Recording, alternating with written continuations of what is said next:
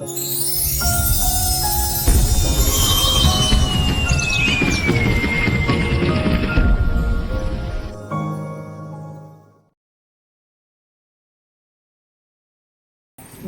ఆశ ఉందయ్యా నా కోరిక తీర్చయ్యా నా మనవి యేసయ్యా నా చుక్కరమేమయ్యా ఒక ఆశ ఉందయ్యా నా కోరిక తీర్చయ్యా నా మనవి యేసయ్యా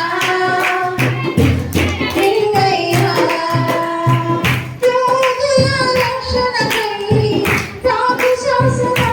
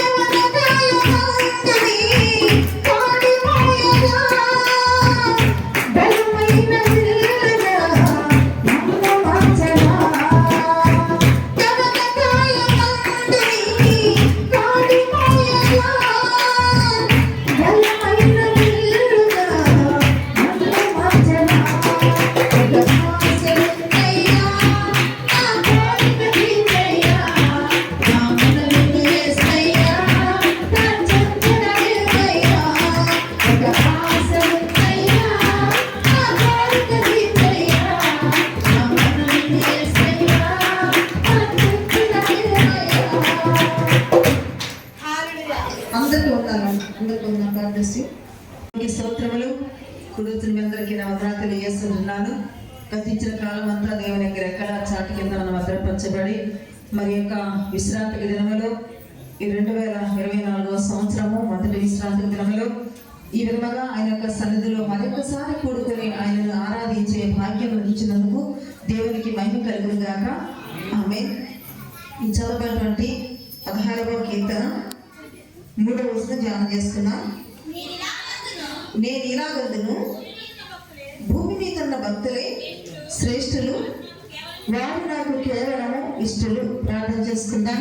పరిశుద్ధుడైన మా తండ్రి, మహోన్నతుడ, సర్వోన్నతుడ, జీవాధిపతి, నీ జీవం కలిగిన నామమున దయా స్తోత్రాలు చెల్లిస్తుంటున్నాను. గతించినటువంటి కాలం అంతా కూడా మీ కృప చూపి కాచి కాపాడి నాయన ఈ యొక్క సంవత్సరంలో నాయన మొదటి విశ్రాంతి దినములో ఈ విధముగా నేను స్తుతించుటకును, కనపరచుటకును, ఆరాధించుటకును తండ్రిని స్తోత్రాలు. కృప చూపి మా దినమును పొడిగించినందుకు నాయన స్తోత్రాలు చెల్లిస్తుంటున్నాను. నా ప్రభు నాయన మరి మా ప్రియులైనటువంటి వారు అనేకులు కాలగర్భంలో కలిసిపోయినప్పుడు కూడా నీ కృప చేత నాయన మేము భక్తి పరులము, మంచి వారమును, గొప్ప వారమును కాదు కానీ కేవలము నీ దయ నాయన కరికిరమును బట్టి ఈరోజు బ్రతుకున్నాం తండ్రి. స్తోత్రములు చెల్లిస్తుంటున్నాను. అయ్యా నా ప్రభు ఈ యొక్క ఉదయకాల సమయంలో పాటల ద్వారా మీరు గణపతున్నందుకు నాయన స్తోత్రములు చెల్లిస్తుంటున్నాను. అయ్యా ఆరాధన ద్వారా కూడా నాయన మమ్మల్ని బలపరిచి మీరు మహిమపరచుకున్నందుకు తండ్రి నీకు స్తోత్రములు చెల్లిస్తుంటున్నాను. అయ్యా ఈ దిన లేఖన పాఠాన్ని మా ముందు వచ్చినాడు, నీ బిడ్డ ప్రార్థన ఆలకించినాడు, స్తోత్రములు చెల్లిస్తుంటున్నాను. ఈ వినికిడిలో ప్రభు మాకు ఏ వర్తమానం అవసరమో ఆ వర్తమానం బయలుదేరుచున్నప్పుడు తండ్రి ఆ మాటలో ఏ మాత్రం వ్యర్థము కాకున్నట్లుగా తండ్రి అది ప్రతి ఒక్క హృదయాల్లో ఫలించుకున్న తండ్రి కృప చూపని ప్రార్థిస్తున్నా తండ్రి. స్తోత్రాలు.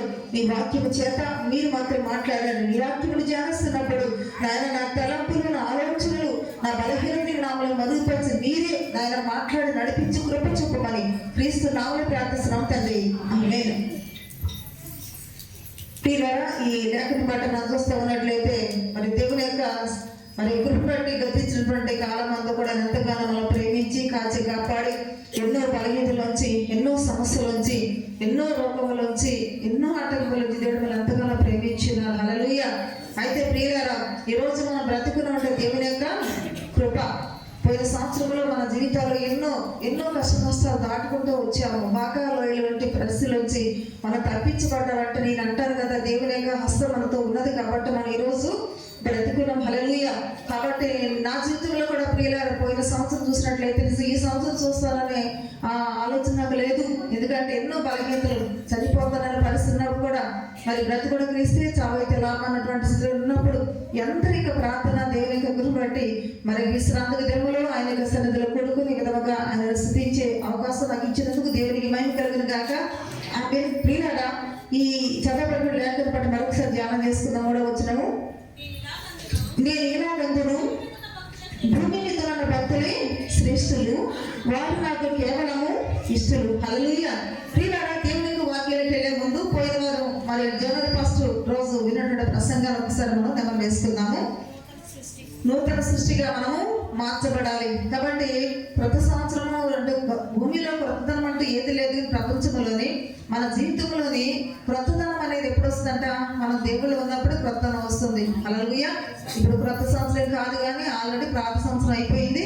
కాబట్టి మరి దేవుని యొక్క లేఖను మనం చూస్తూ ఉన్నట్లయితే భూమి మీద ఉన్నటువంటి భక్తులు ఎవరంట? శ్రేష్ఠులు. వాళ్ళు ఎవరంట? దేవునికి ఇష్టలు. మనం అందరం కూడా దేవునికి ఇష్టలుగా ఉండాలనుకుంటున్నామా లేదా? దేవునికి ఇష్టమైన వారికి ఉండాలని మనం అనుకుంటున్నాము. అయితే ఇష్టమైన వారిగా ఉండాలి దేవునికి అని మనం అనుకుంటున్నప్పుడు అలా ఉంటున్నామా?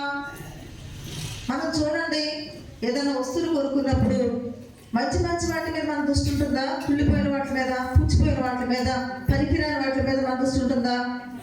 మంచి అనుకుంటుంటాం. శ్రేష్టమైనటువంటి కూరగాయలు కానీ ఏదైనా సరే, ఏదైనా మంచిది నా జీవితంలో కావాలనే ఆశ మనం కలిగి ఉంటాం. హల్లెలూయా.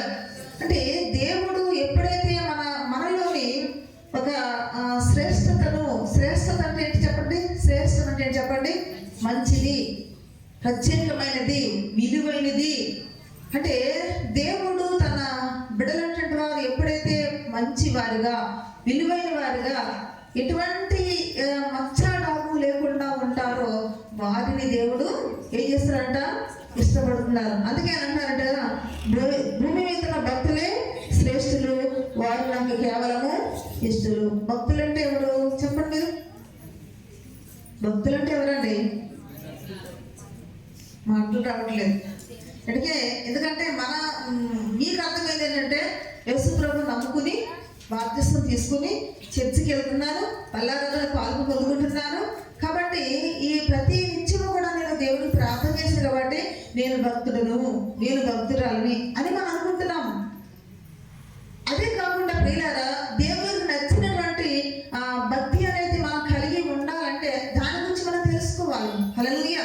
కాబట్టి అంతవరకు అది మనకు తెలిసిన భక్తి, అది నామకార్థ భక్తి మాత్రమే నేను అంటాను. హల్లెలూయా. అందరూ నమ్ముకున్నారు, నేను నమ్ముకున్నాను, అందరూ బాప్తిస్మం నేను తీసుకున్నాను, అందరూ పాటలు పాడుతున్నారు, నేను పాటలు పాడుతున్నాను, అందరూ ఆరాధిస్తున్నారు, నేను ఆరాధిస్తున్నాను, అందరూ వాక్యం నేను వింటున్నాను అనేది ఇది కామన్ అయిపోతుంది. ఇది ఎంతటితోనే మనము పురుషా పెట్టేస్తున్నాం భక్తికి. అది కాదు, దేవుడు మనలో ఒక శ్రేష్టమైనటువంటి వ్యక్తిత్వాన్ని చూడాలనుకుంటున్నాడు. అయితే దానిలోనే ఆయన మనల్ని ఇష్టపడతారు. హల్లెలూయా. అయితే ఈరోజు మీకు శ్రేష్టమైనటువంటి ఈవుల గురించి చెప్పడానికి ఇష్టపడుతున్నాను. హల్లెలూయా. దేవుని యొక్క వాక్యానికి వెళ్దామండి. చూడండి, యాకోబు పత్రిక 1వ అధ్యాయము, యాకోబు రాసిన పత్రిక 1వ అధ్యాయము 17వ ధ్యానం చేసుకున్నాం. చూడండి, శ్రేష్టమైన ప్రతి ఈవియు సంపూర్ణమైన ప్రతి వరమును పరసంబంధమైనదై జ్యోతిర్మయుడగు తండ్రి వద్ద నుండి వచ్చును. హల్లెలూయా. శ్రేష్టమైనటువంటి ప్రతి వరము అంటే ఈరోజు మనం దేని గురించి వింటున్నామంటే ప్రియులారా, శ్రేష్టమైనటువంటి వరములను అనేటువంటి అంశం గురించి మీకు చెప్పడానికి ఇష్టపడుతున్నాను. హల్లెలూయా. ఎందుకంటే భూమి మీద ఉన్న భక్తులు ఎవరంట? శ్రేష్ఠులు. ఆ శ్రేష్ఠులుగా మనం ఉండాలంటే కొన్ని శ్రేష్టమైనటువంటి వరములు మనం పొందుకోవాలట. హల్లెలూయా. శ్రేష్టమైనటువంటి వరములు అనేది మన జీవితంలో లేకపోతే నీలో ఒక శ్రేష్టత అనేది దేవుడు చూడలేరు. అప్పుడు నీవంటే దేవుడు ఇష్టపడలేరు. నిన్ను దేవుడు ఇష్టపడాలంటే ఒక శ్రేష్టమైనటువంటి భక్తిని నువ్వు కలిగి ఉండాలి. శ్రేష్టమైన భక్తిని మనం కలిగి ఉండాలంటే శ్రేష్టమైన వరములు మనం మన జీవితంలో అనుభవించాలంట. హల్లెలూయా. శ్రేష్టమైనటువంటి వరము అనేది ఎక్కడికి వస్తుందంట? శ్రేష్టమైన ప్రతి వరము ఎక్కడికి వస్తుందండి? జ్యోతిర్మయుడు తండ్రి వద్ద మాత్రమే వస్తుంది. హల్లెలూయా. ఆ శ్రేష్టమైన వరముల గురించి మనం ధ్యానం చేసుకోవడం అనేది ఈరోజు మనందరికీ అవసరం ప్రియులారా. ఎందుకంటే కొన్ని శ్రేష్టమైన వాటిని మనం తెలుసుకోలేకపోతున్నాము, శ్రేష్టము కాని వాటి మీద మనం దృష్టి పెడుతున్నాము. అర్థమవుతుందండి? ఇవి నీ ఆత్మీయ జీవితానికి అవసరము అనే దాని మీద మనం దృష్టి ఉండలేదు. అంటే మనకు అర్థం కావట్లేదు ఏది శ్రేష్టమైనది, ఏది శ్రేష్టము కానిది, అంటే ఏవి యోగ్యమైనవి, ఏవి మరి ఖ్యాతి గలవి, ఏవి మంచివి, ఏవి చెడుమైనటువంటి ఆత్మీయ జ్ఞానం అనేది మనకి ఈ రోజు కుదిరేది కాదు ప్రియులారా. దేని మీద మనం దృష్టి పెట్టుకోవాలో దాని మీద దృష్టి పెట్టుకోవడం లేదు. ఏది మనకు అక్కర్మ కానిదో, ఏది దేవుడు దాన్ని వద్దనుకుంటున్నారో, ఏది కాదనుకుంటున్నారో దాని మీద దృష్టి పెడుతున్నాం ఈ రోజు. అంటే భౌతిక వనరుల మీద, భౌతిక ఆశీర్వాదముల మీద, ఈ క్షణకాలం ఉండేటువంటి ఈ యొక్క సుఖముల మీద మనం దృష్టి పెట్టుకుంటూ ప్రియులారా శ్రేష్టమైన వరముల మీద మనం దృష్టి పెట్టుకోలేకపోతున్నాం. హల్లెలూయా. అందుకని ప్రియులారా, దేవుని యొక్క సన్నిధిలో ఉన్నటువంటి నీవు నేను మనమందరం కూడా దేవుని యొక్క సన్నిధిలో విన్న మాటను బట్టి ఏంటంటే భూమి మీద ఉన్న భక్తులు శ్రేష్ఠులు, వారు నాకు కేవలము ఇష్టలు. అయితే ఆయనకు నువ్వు శ్రేష్టమైనటువంటి భక్తురాలుగా భక్తులు కనిపించాలంటే ఇక్కడ వాక్యం అంటుంది కదా, జ్యోతిని పడుతుంది శ్రేష్టమైన ప్రతి ఈవియు సంపూర్ణమైన ప్రతి వరమును. అది ఎక్కడంట? పరసంబంధమైనటువంటి దేవుని వద్ద మాత్రమే నీకు వస్తుంది. హల్లెలూయా. అది నీవు పొందుకోవాలంటే దాని గురించి నువ్వు తెలుసుకోవాలి. ఒక వస్తువు యొక్క విలువ మనం తెలియకపోతే దాన్ని మనం కొనుక్కోలేమండి. దాని విలువను మనం తెలుసుకోవాలి, దాన్ని ఎలా యూజ్ చేసుకోవాలో మనం తెలుసుకోవాలి, అది మనకి ఎలా ఉపయోగపడుతుంది తెలుసుకున్నప్పుడే ఆ వస్తువు అది దాని విలువ ఎంత అయినా సరే పక్కన పెట్టినట్లయితే అది మనం కొనుక్కుంటానికి ఇష్టపడతాము. ఎంత విలువైన వస్తువు విలువ తెలియకపోతే ఏం చేస్తాం? మనము పక్కన పెడతాము.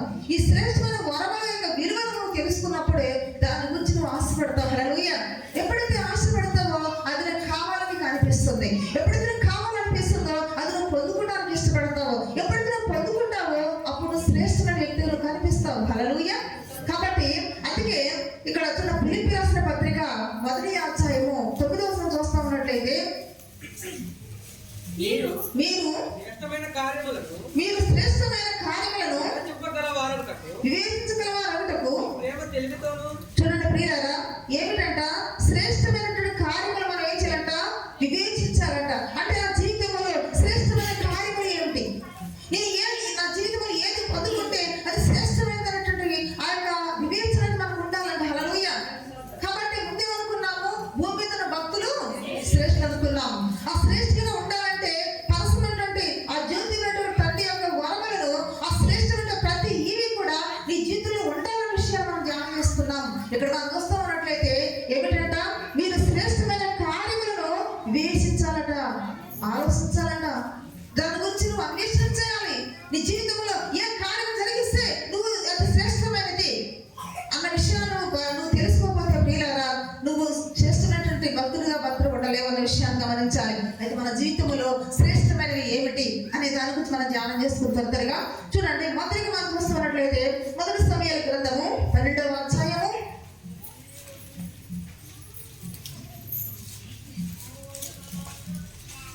మొదటి సమయాల గ్రంథము 12వ అధ్యాయము 23వ చదువుకుందాం. నా మట్టుకు నేను మీ నిమిత్తము ప్రార్థన చేయడం మానటం వలన యెహోవాకు విరోధంగా పాపం చేసిన అడుగుదును, అది నాకు కానీ శ్రేష్టమైన చక్కని మార్గమును నీకు బోధించును. హల్లెలూయా. ప్రియులారా, మొట్టమొదటిగా మన జీవితంలో శ్రేష్టమైనది ఏమిటి అంటే శ్రేష్టమైన మార్గం గురించి మనం బోధించబడాలట. దేవుడి లోకంలో ఎవరికి అంటే ఎంతో మందికి లేని గొప్ప యోగ్యత ఈ రోజు అల్పమైన మనకు దేవుడు అనుగ్రహం చేస్తున్న విషయాన్ని గమనించాలి. హల్లెలూయా. కాబట్టి మనకు దేవుడు ఏం బోధిస్తున్నారట, శ్రేష్టమైన మార్గము. శ్రేష్టమైన మార్గం గురించి మనం అన్వేషణ చేయాలి. శ్రేష్టమైన మార్గంలో మనము నడుస్తూ ఉండాలి, దాంట్లో నిలిచి ఉండాలి. హల్లెలూయా. శ్రేష్టమైన మార్గం గురించి మనం తెలియకపోతే ప్రియులారా, మనము భక్తులుగా ఉండలేము, శ్రేష్టమైనటువంటి భక్తులుగా మనం జీవించలేము ప్రియులారా. అందుకని నువ్వు నిలుస్తున్నటువంటి మార్గం ఏది, నువ్వు నడుస్తున్న మార్గం ఏది, నువ్వు గతించిన కాలం నడిచింది కాదు, కానీ ఈ సంవత్సరంలో లేక నీ ముందున్న దినముల్లో ఏ మార్గంలో నడవాలని బోధిస్తున్నారు, ఏది శ్రేష్టమైనది ప్రియులారా. ఇక్కడ వాక్యం తెలియజేస్తున్నది. దేవుడు చెప్తారట, శ్రేష్టమైన చక్కని మార్గం మీకు నేను బోధిస్తున్నాను. మరి ఏమిటి శ్రేష్టమైన చక్కని మార్గం అంటే ప్రభు చెప్తారు కదా. యోహాను సువార్త 14వ అధ్యాయం మనం చూస్తూ ఉన్నట్లయితే చూడండి, యోహాను సువార్త 14వ అధ్యాయం చదవండి. యేసు నేనే మార్గమును సత్యమును జీవమును. హల్లెలూయా. ఇప్పుడు శ్రేష్టమైన మార్గం ఏమిటండి? శ్రేష్టమైన మార్గం ఏమిటంటే ప్రభు యేసుక్రీస్తు వారి మార్గమే ఉన్నారు. ప్రభు యేసుక్రీస్తు వారి ద్వారమై ఉన్నారు. నిన్ను సరైనటువంటి దైవికమైనటువంటి మరి క్రమములో దైవికమైనటువంటి ఆ యొక్క సన్నిధికి నడిపించేదే ప్రభు యేసుక్రీస్తు వారు అనే మార్గము. హల్లెలూయా. ఇది నీ జీవితంలో శ్రేష్టమైనటువంటి మార్గం ఏమిటంట, శ్రేష్టమైన ఈవేంటి ప్రియులారా, నువ్వు ప్రభువుని నమ్ముకుని ఆ మార్గంలో ఆయన యొక్క వాక్యానుసారంగా జీవించడమే అదే చక్కని శ్రేష్టమైనటువంటి మార్గము. హల్లెలూయా. కాబట్టి ప్రియులారా, ఎవరైతే ఈ మార్గం నడుస్తుంటారో, ఎవరైతే ఈ మార్గంలోని ఆ యొక్క గురి పెట్టుకుని ఉంటారో వారు దేవునికి ఏంటంట ఇష్టలు. హల్లెలూయా. కాబట్టి ఇప్పుడు చెప్పండి, మన జీవితంలో శ్రేష్టమైనటువంటిది ఏంటి? మొట్టమొదటిసారిగా ఆయన మార్గం శ్రేష్టమైనది. మరి ఆయన మార్గం నడుస్తున్నావా? మనం పరిశీలన చేసుకో ప్రియులారా. భూమి మీద భక్తులు అంటే కేవలం వాక్యం వినేవారే కాదు, కేవలం ప్రార్థన చేసేవారే కాదు, కేవలం బాగు తీసుకునేది కాదు, కానీ ఆ మార్గంలో నడిచేవారే దేవునికి ఇష్టలు. హల్లెలూయా. కాబట్టి నీ జీవితంలో శ్రేష్టమైనది ఏం చెప్పండి? మొట్టమొదటిసారి విన్నాం కదా, శ్రేష్టమైనది ఆయన మనకు బోధిస్తున్నటువంటి చక్కని మార్గము. ఇంకొకటి ఏంటంటే ప్రియులారా, ఇంకొక శ్రేష్టమైనది ఏంటంటే అది మనం చదువుకున్నటువంటి 16వ కీర్తన చూడండి. 16వ కీర్తన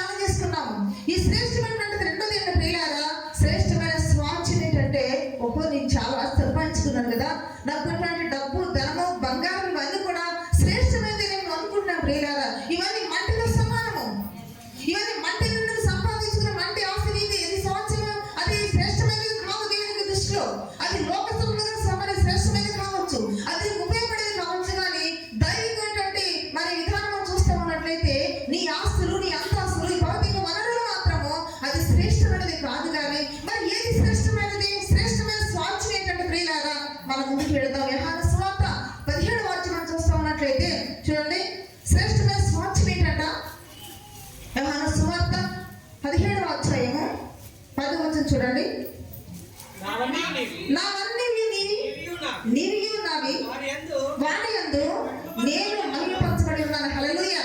ప్రియులారా, దేవుడు అంటున్నారు కదా, ప్రభు యేసుక్రీస్తు తండ్రి వద్ద ప్రార్థన చేస్తున్నారు కదా, ఇవన్నీ నాయి, నావన్నీ నీవే. హల్లెలూయా.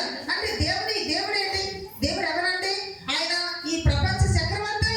ఆయనకి లేనిదంతా ఆయన అనువాడు, ఉన్నవాడు. ఆయన మరి ఐశ్వర్యవంతుడు. ఆయన వద్ద లేనిదంతా ఏదీ లేదు. బుద్ధి జ్ఞానముల సర్వ సంపదల సమస్య ఆయన గుర్తులు ఉన్నవి. ఈ ప్రపంచంలో ప్రతి ఒక్కటి, సృష్టిలో ఉన్న ప్రతి ఒక్కటి ఆయన చేతిలో ఉన్నాయి. హల్లెలూయా. అంతేకాదు కానీ ఆయన మనం ఏదైతే పోగొట్టుకున్నామో, ఏం పోగొట్టుకున్నామో, అందరూ పాపము చేసి దేవుడు అనేది మహిమను పొందలేకపోయినారు. ఆదాము పాపం చేసి దేవుని యొక్క సన్నిధిని కోల్పోయి ఉన్నాడు. దేవుని యొక్క మహిమను పోగొట్టుకున్నాడు. ఏ మహిమనైతే మానవుడు పోగొట్టుకున్నాడో ఆ మహిమ తిరిగి ప్రభు యేసుక్రీస్తు వారి ద్వారా మనము ఆ మహిమలోకి వస్తున్నాం. అంటే అంతకంటే స్వాచ్యం ఏంటంటే హల్లెలూయా. అందుకే మరి దావీదు అన్నాడు, నీవే నా భాగము, నీవే నా స్వాచ్యం అంటున్నాడు. అంటే దేవుడే మనకి స్వాచ్యము, దేవుడే మనకి ఆస్తి, ఆయనే మనకి అంతస్తు. ఈ లోక సంబంధంగా మన తండ్రులు, మన తల్లిదండ్రులు, మన భార్య భర్తలు, నీ పిల్లలు ఒక ఐశ్వర్యవంతులు కావచ్చు, కానీ వాళ్ళ బట్టి వసిస్తున్నావేమో, వాళ్ళ బట్టి గర్విస్తున్నావు, దాన్ని బట్టి కాదు. కానీ నువ్వు నమ్ముకున్న దేవుడే నీకు ఆస్తి ఉన్నాడు.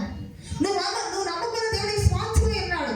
ఆయన అనుకూల సమయం మరలు ఆలకించి నీకు ఏ టైంలో ఏమేమి కావాలో ఆయన సమకూర్చే దేవుడు అండి. హల్లెలూయా. కాబట్టి ఆయన కనిపించడు, కానీ కనిపించకపోయినా సరే క్రీస్తు యేసు మహిమలో ప్రతి అవసరం తీర్చే దేవుడు. హల్లెలూయా. కాబట్టి శ్రేష్టమైనటువంటి వరము, శ్రేష్టమైనటువంటి స్వాచ్యం అండి. అంతేకాకుండా ప్రియులారా, ఆయన వద్ద ఏవైతే ఉన్నాయో ప్రభు చెప్తున్నారు, తండ్రి అనేక నివాసముల కలవన్నారు, అందులో ఒక ఇల్లు నీకు ఇస్తున్నారు. హల్లెలూయా. కాబట్టి లోకసమైనటువంటి తల్లిదండ్రులు అయితే, ఈ లోకసమైన స్వాచ్యం అయితే ఈ భౌతిక శరీరం ఉన్నంత వరకు అది ఉంటుందేమో. కానీ ప్రియులారా, దేవునిలో ఉన్నటువంటి స్వాచ్యము, దేవునిలో ఉన్నటువంటి సంపద, ఐశ్వర్యంతో కూడా ప్రియులారా, ఈ మలుపు తిరిగిన తర్వాత కూడా అక్కడ ఒక నిత్య యుగంలో ఏర్పాటు చేసిన గొప్ప స్వాచ్యతను గెలవబోతున్నాడు. హల్లెలూయా. కనుక ప్రియులారా, ఆ శ్రేష్టమైనటువంటి ఆ ఈవి ఎక్కడుందట? యాకోబులో చదువుకున్నాం కదా, దేవుని వద్దలో ఉన్నది. హల్లెలూయా. ఇప్పుడు చెప్పండి, శ్రేష్టమైనటువంటి చక్కటి మార్గం ఎవరేమన్నారు? ప్రభు యేసుక్రీస్తు అన్నారు. శ్రేష్టమైనటువంటి స్వాచ్యం ఎక్కడే ఉన్నది? పరలోకమందే కాకుండా ఈ లోకములు కూడా మనకి శ్రేష్టమైన స్వాచ్యం అనే ప్రియులారా, నేను ఒక మాట చెప్పాను, దేవుడే అంటాను. హల్లెలూయా. కాబట్టి నేను శ్రేష్టమైనటువంటి ఆ మంచి మంచి ఆస్తులు సంపాదించుకున్నాను, లేకపోతే పొలాలు సంపాదించుకున్నాను, లేకపోతే ధనం సంపాదించుకున్నాను, ఇన్ని కాసుల బంగారం సంపాదించుకున్నాను, ఇన్ని అపార్ట్మెంట్లు సంపాదించుకున్నాను, కానీ అది నీతో రాదు. హల్లెలూయా. నీతో కూడా ఉండేది, నీకు ఎగమలు కూడా ఐశ్వర్యంగా చేసేది, నీకు ఎటువంటి ఆకలి డబ్బుకి లేకుండా, లేకపోతే ఎటువంటి బాధ లేకుండా చేసేది ఆ స్వాచ్యం వెళ్ళినప్పుడే ఉంటుంది. హల్లెలూయా. అందుకని ఎప్పుడు చెప్పండి, మన స్వాచ్యం ఎవరు? దేవుడే మనకి స్వాచ్యము. మరి ఆయన సంపాదించుకున్నావా? అందుకని ప్రియులారా, మనము శ్రేష్టమైనటువంటి కార్యముల మీద ఏం చేయాలి? మనము దృష్టి కలిగి ఉండాలి.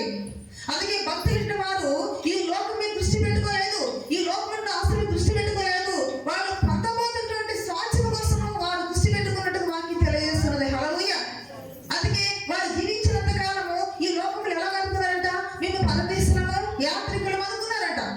అంటే ఏమిటా ఉద్దేశము? మాకు స్వాచ్యం ఉన్నదనే కదా, మాకు ఒక ఆస్తి ఉందన్నదే కదా. కాబట్టి ప్రియులారా, మనము శ్రేష్టమైనటువంటి ఆ భక్తులుగా మనం ఉండాలంటే రెండు విషయాలు మనం ధ్యానం చేస్తున్నాము.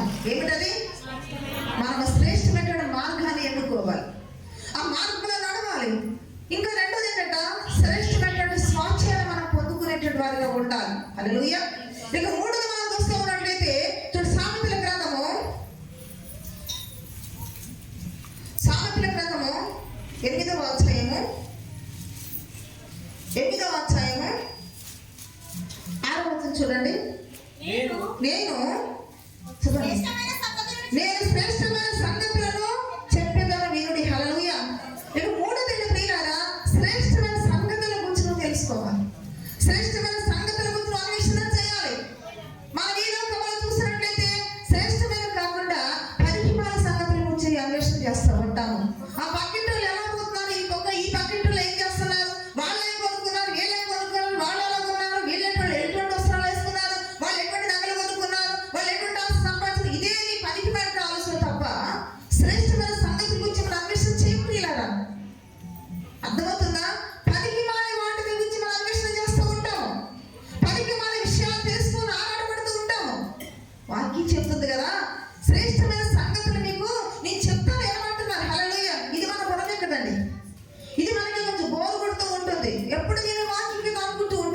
మన జీవితంలో ప్రియులారా ఎప్పటికైనా సరే ఏదో క్రొత్తదనం అనేది మన జీవితంలో ఉట్టిపడుతూ ఉంటుంది. హల్లెలూయా. అది ఒక సందర్భంలోని ఏం జరిగిందంటే ఎప్పుడు వెళ్తున్నట్టుగా ఆరాధనకి వెళుతున్నాడు, ఎప్పుడు చదువుతున్నట్టుగా ఆరాధన చదువుతున్నాడు, ఎప్పుడు చేసే ప్రార్థన చేస్తున్నాడు, కానీ శ్రేష్టమైన సంగతులు కొంత తెలియలేదు ప్రియులారా. అందుకే అదేంటంటే శ్రేష్టమైన సంగతులు ఏంటి ప్రియులారా? చూడండి అపొస్తలుల కార్యములు 8వ అధ్యాయము చూడండి. అపొస్తలుల కార్యములు 8వ అధ్యాయము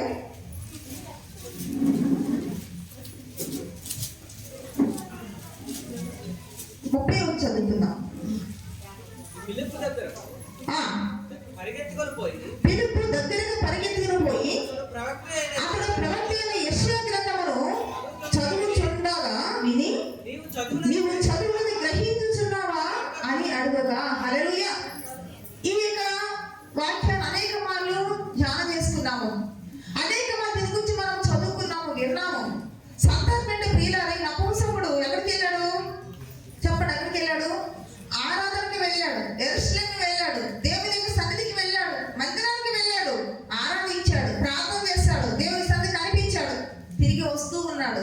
వస్తూ ఏం చేస్తున్నాడు? మళ్ళీ గ్రంథాలు చదువుతూ ఉన్నాడు. అతను చదువుతున్నాడు ప్రియులారా, కానీ గ్రహించలేకపోతున్నాడు, అర్థం కావటం లేదు. అది ఎందుకు, ఎవరి కోసం చెప్పబడింది అనేటువంటి విధానం అతనికి ఏం తెలియటం లేదు ప్రియులారా. మన జీవితంలో కూడా గడిచినటువంటి సంవత్సరాల క్రితము మనం దేవుని నమ్ముకున్నాము, ఎన్నో సంవత్సరాల వాక్యం ఇచ్చిన్నాము, ఎన్నో సంవత్సరాల బోధన ఇచ్చిన్నాము, ఎన్నో సంవత్సరాల గ్రంథం చదువుతున్నా కానీ వాస్తవాన్ని గ్రహించలేకపోతున్నాం ప్రియులారా. హల్లెలూయా. అందుకే దేవుడు అంటారు కదా, ఒక శ్రేష్టమైన సంగతులు నీకు చెప్తాను వినమంటున్నారు. హల్లెలూయా. ఈ రోజు ఇక్కడ ఫిలిప్పీతో దేవుడు మాట్లాడాలండి. ఆ రోజు మాట్లాడినప్పుడు నువ్వు వెళ్ళు, నపుంసకుడు వెళ్తున్నాడు, అలాగే రథం మీద కూర్చుని దేవుని యొక్క వాక్యం చదువుతున్నాడు, కానీ అది అతనికి అర్థం కావట్లేదు, అది బోధపట్టలేదు, క్రొత్త విషయాలు తెలుసుకోలేకపోతున్నాడు, శ్రేష్టమైన సంగతుల గురించి అతను అన్వేషణ చేయలేకపోతున్నాడు, చదువుతున్నాడు, అర్థం కావట్లేదు. హల్లెలూయా.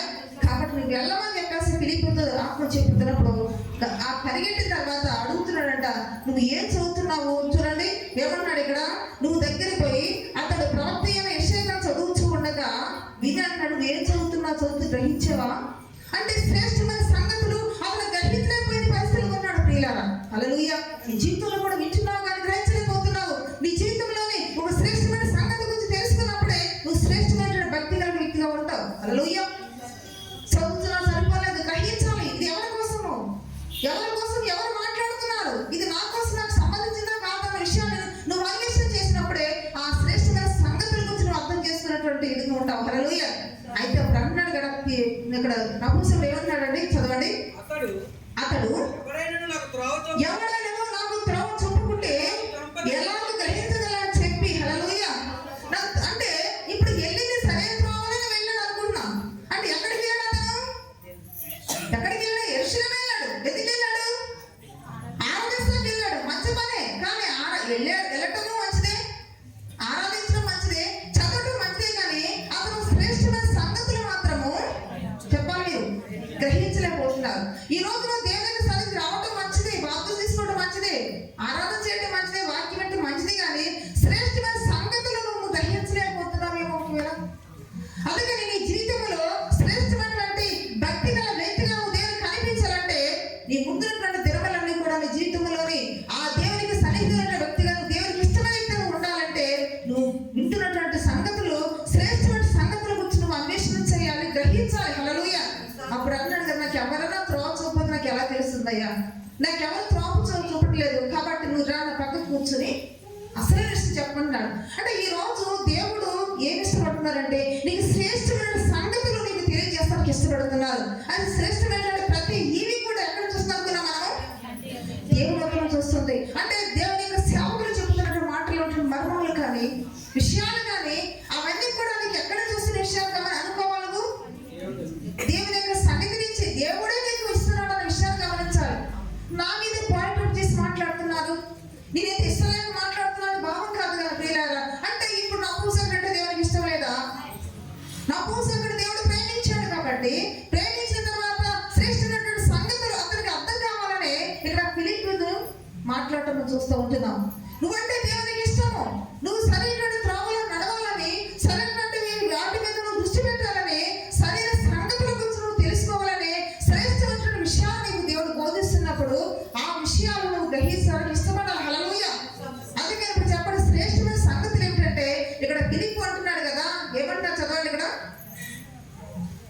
చంపగలనని చెప్పి 31వ వచనము. అతడు ఎవడైనాను అతను ఎవడైనను త్రోవ చూపకుండా 32వ వచనము. అతడు లేఖనములందు చదువుతున్న చదువుతున్న భాగమేదనగా గొర్రెవలే ఆయన గొర్రెవలె బొరుగు తీయబడును, బొచ్చు కత్తిరించువాని ఎదుట గొర్రెపిల్ల ఎలాగూ మౌనముగా ఉండెనో, అలాగే ఆయన నోరు తెరవకుండెను. ఆయన దీనత్వమును బట్టి ఆయనకు న్యాయ విమర్శ జరగకపోయెను. ఆయన సంతానమును ఎవరు ఏలుతురు? ఆయన జీవము భూమి మీద నుండి తీసివేయబడినది. హల్లెలూయా. అయితే ప్రియులారా, ఈ విషయం అంతా చెప్పాను. నువ్వు చదువుతున్నటువంటి లేఖన భాగం ఏంటో తెలుసా? ఆయన ప్రభువైన యేసుక్రీస్తు. ఆయన మన కోసం లోకంలోకి వచ్చిన్నారు, మన కొరకు తన ప్రాణమును పెట్టిన్నారు. కాబట్టి మన కొరకే గొప్ప రక్షణ ఆయన ద్వారా దేవుడు ఏర్పాటు చేస్తున్నారు అన్న విషయాన్ని ఎప్పుడు తెలియజేయారా? ఇంకెందుకు ఆలస్యమో? అదిగో నీళ్ళు, ఇదిగో ఆత్మ కాబట్టి బాప్తిసం అని చెప్పేసి కోరుకున్నాడు. అంటే అతను ఏం తెలుసుకున్నాడు అక్కడ? చెప్పాలి మీరు. శ్రేష్టమైన సంగతులు తెలుసుకున్నాడు. ఈరోజు మరి ఫిలిప్పు ద్వారా ఇక్కడ నపుంసకుడు చెప్పినటువంటి ఆ దేవుడే నీతో మాట్లాడుతున్నారు. ఏ సంగతులు చెప్పండి? శ్రేష్టమైన సంగతుల గురించి మనం ఏం చేయాలంట? అన్వేషణ చేయాలి, గ్రహించాలి. అందుకే శ్రేష్టమైన కార్యాల గురించి మనం ఏం చేయాలని చెప్పేసి పౌలు అన్నారు ఫిలిప్పీ పత్రికలోని, ఇవే వివేచించాలంట. కనుక ప్రియుల ఏ విషయం మనం ధ్యానం చేసుకున్నాము? 3 విషయాలు. మొదటిది ఏమనుకున్నామండి? శ్రేష్టమైనటువంటి మార్గము. రెండోది ఏమనుకున్నాము? శ్రేష్టమైనటువంటి స్వాస్థ్యము. మూడోది ఏమనుకున్నాము? శ్రేష్టమైనటువంటి సంగతులు. ఇంకొకటి ఏంటంటే ప్రియులారా, ముందుకు వెళ్తే వాక్యం చూస్తున్నట్లయితే చూడండి, యెషయా గ్రంథము 56వ అధ్యాయము. యెషయా గ్రంథము 56వ అధ్యాయము 5వ వచనం చూడండి. నా ఇంటను నా ప్రాకారములను ఒక భాగమును వారికి ఇచ్చుదను, కొడుకులు కూతుళ్ళు అని అనిపించుకున్నట్టు కంటే శ్రేష్టమైన పేరు వారికి పెట్టుచున్నాను. హల్లెలూయా. ఇంకేంటి ప్రియులారా? ఏమిటంట? శ్రేష్టమైనది ఏమిటంటే తన బిడ్డలైన వారికి, తన రక్తం చేత విమోచించబడిన వారికి, తన మార్గంలో ఎన్నుకున్న వారికి, తననే స్వచ్ఛంగా భావించే వారికి, ఇంకా తన కొత్త కొత్త సంగతులు, శ్రేష్టమైన సంగతుల గురించి వివేచించే వారికి దేవుడు ఏ పేరు పెడుతున్నారంట? శ్రేష్టమైన పేరు. శ్రేష్టమైన పేరు అంటే మనం అనుకుంటున్నాం కదా, బాప్తిసం తీసుకునే వెంటనే పేరు మార్చేస్తారు కదా, ఆ పేరు శ్రేష్టమైన అనుకుంటున్నాం. నీ బ్రతుకు మారిపోతే నీ పేరుకు అర్థమే లేదంటారు. హల్లెలూయా. నువ్వు ఏ పేరు పెట్టుకున్నా కూడా నీ యొక్క మనసులోనే, నీ హృదయంలో మార్పు ఉండాలి, నీ బ్రతుకులో మార్పు ఉండాలి. మరి శ్రేష్టమైన పేరు ఏ పేరు పెట్టే దేవుడు ఈరోజు మనకు? మీరు చెప్పండి, తెలిసిన వాళ్ళు. తెలియదు కదా? ఏ పేరు పెట్టే తెలీదా? అందరికీ తెలుసు కానీ అంత అవగాహన లేదు, అంతే. అంటే కొడుకుల కంటే కూతుళ్ళ కంటే ఇంకా శ్రేష్టమైన పేరంట. అంటే ఎంత మనల్ని హింసిస్తున్నాడు దేవుడు.